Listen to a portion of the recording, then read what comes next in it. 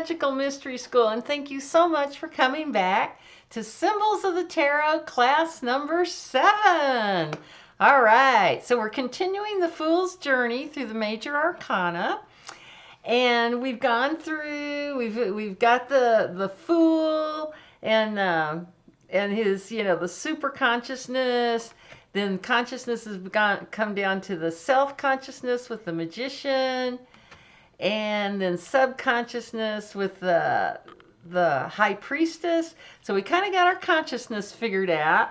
And then last time we talked about the Emperor and the Empress. All right. And the kind of the mother and the father. And I can't believe I totally forgot. Oh, I forgot to put my glasses on. I totally forgot to, she's pregnant. Oh my goodness. And I didn't mention that.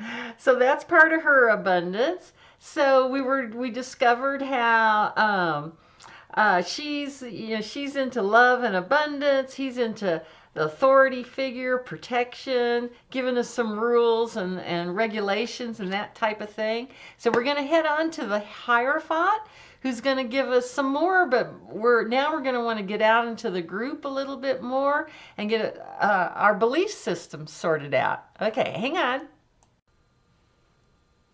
Okay, so here's our Hierophant, and Hierophant technically means one who speaks or reveals the hidden truths or sacred things.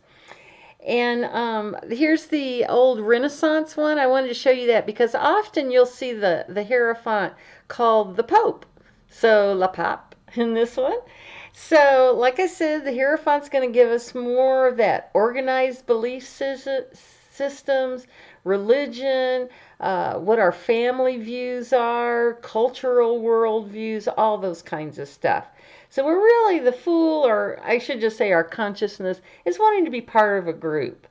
Now the Hierophant is also ruled by Taurus, and the Emperor was Aries, now Taurus, and here's our symbol for Taurus. And can you see it's pretty obvious in the BOTA deck that there's the Taurus symbols, but you can also see it in there if you use your imagination a little bit.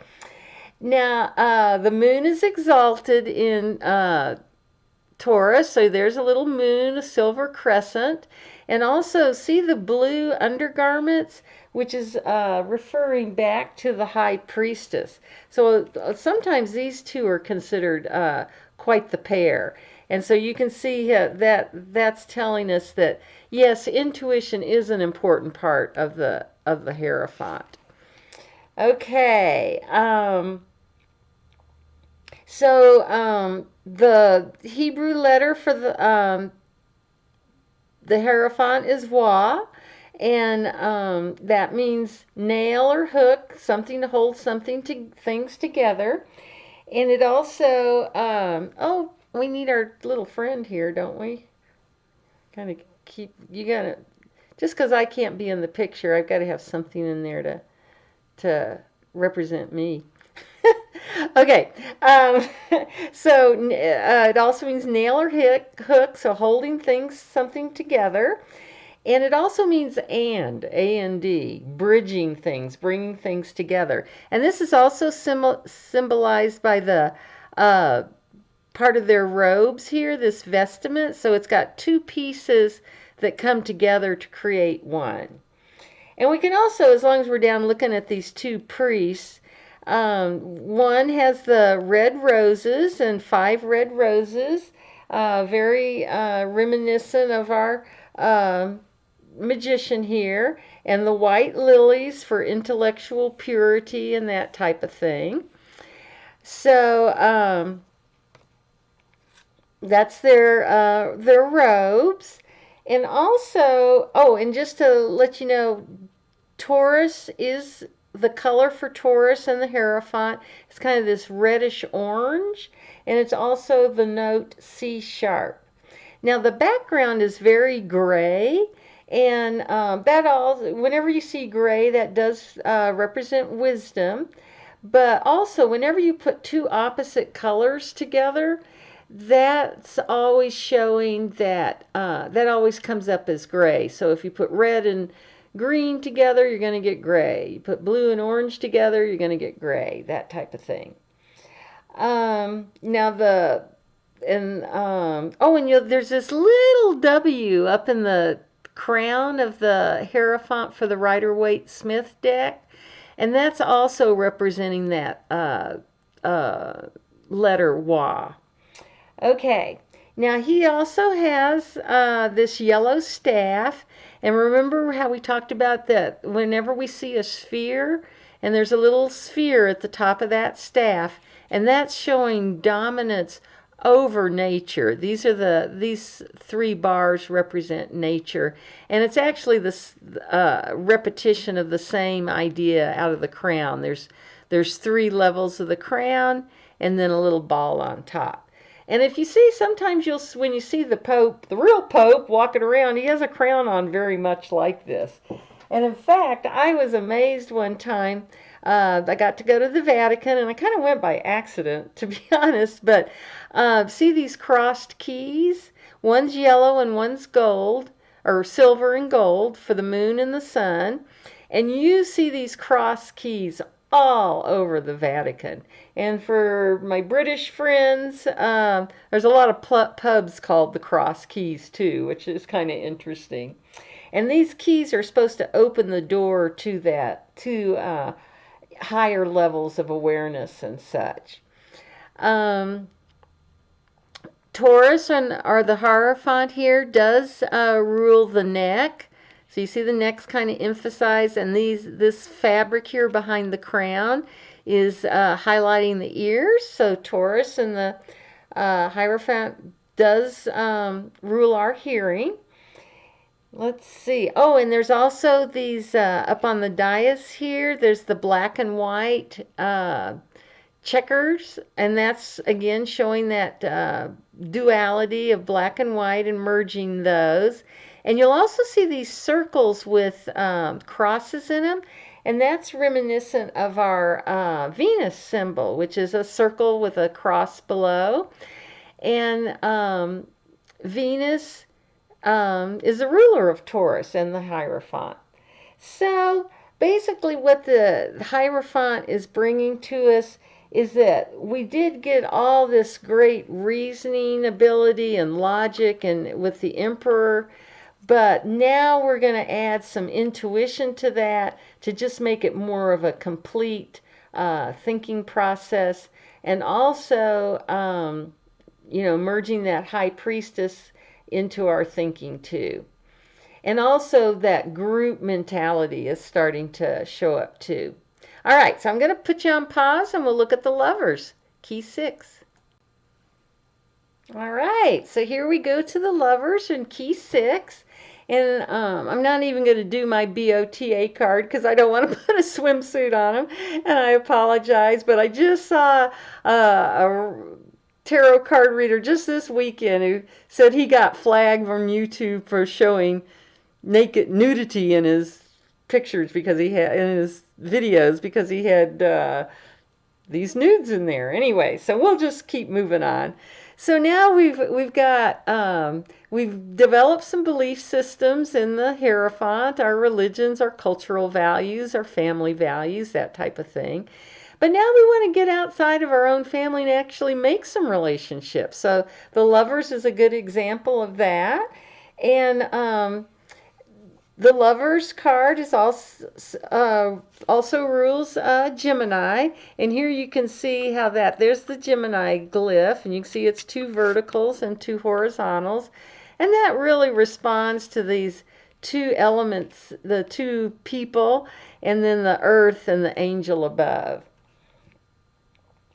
So the twins here, they really are a good example of discernment of, we have to make decisions between these 2 things. And here's the old Renaissance deck that's showing more of a marriage. And now this is the angel Raphael above, and they're showing Cupid, who's shooting the arrow down so that these lovers will get married. But in the Rider-Waite deck, we're going to be looking more at this Raphael as being the archangel, and here's that triangle again of three elements. Now, Gemini is air mutable, and the color for it is orange, and the note is D. Now, again, we're seeing the sun here, that radiant life force like we saw in the Fool. And air and Gemini also rules shoulders, arms, hands, that type of thing. Wherever we got two things up here in this chest area, the lungs and such. So that's what's kind of emphasized here. But we are looking at opposites, the male and the female. And and just also to mention with the angel here, she has, or he, Raphael, has yellow skin for Mercury, red in his hair for Mars, and green for Venus. So those are three of the most personal three of the personal planets that are highlighted in this card also, this Gemini card. Okay. Now, Raphael is sending down energy to both elements, the masculine and the feminine. And let me also mention, standing or behind the masculine is a tree with 12 triple flames on it. And those 12 flames represent the 12 signs of the zodiac. And if you go to my classes on beginning astrology, there's also notes in there about the decans. So each 30-degree sign is divided up into 10 10-degree units, 3 subunits basically, so that we actually have 3 times 12, 36 different types of personalities represented here in this tree. Now here is so this is a tree of life, tree of good and evil. Here's our old Garden of Eden story, and we've got fruit up in the tree, and I think there should be 5 for the 5 senses, but there's only 4. And the serpent also represents sensation, temptation, that type of thing. So this is the tree of good and evil, basically. And the mountain in the background represents how all of us, we have to climb this mountain of enlightenment. I mean, that's kind of one of our purposes in life, is to keep going up till we get to the pinnacle here. And we'll see this mountain repeated again as we keep moving along here. Okay. So this is can be thought of as Adam and Eve, and you can see that the female is looking up at the angel, or the subconsciousness is looking up at the angel, but the self-consciousness is looking over at the female. And what that's representing, even though energy is coming down out of Raphael's hand to both, he can't see that influence unless he looks at what the subconscious manifests. So that's where we get that kind of, it has to be both of these elements to really, well, to make manifestation work. You got to have self-consciousness and subconsciousness. But he can only see that influence by looking at what is produced by the subconscious by his own stimulation. So I think that's really interesting, that you kind of see this around and around and around and around type action for manifestation here also. Now they are, like I said, they're nude because there's nothing hidden between the self and subconsciousness. And that really, to get subconsciousness to do what we want it to do, we have to ask nicely. We have to be persuasive. We have to suggest. You don't want to demand, bully or anything like that. Because once you start demanding of the subconsciousness, it'll actually start to create the opposite.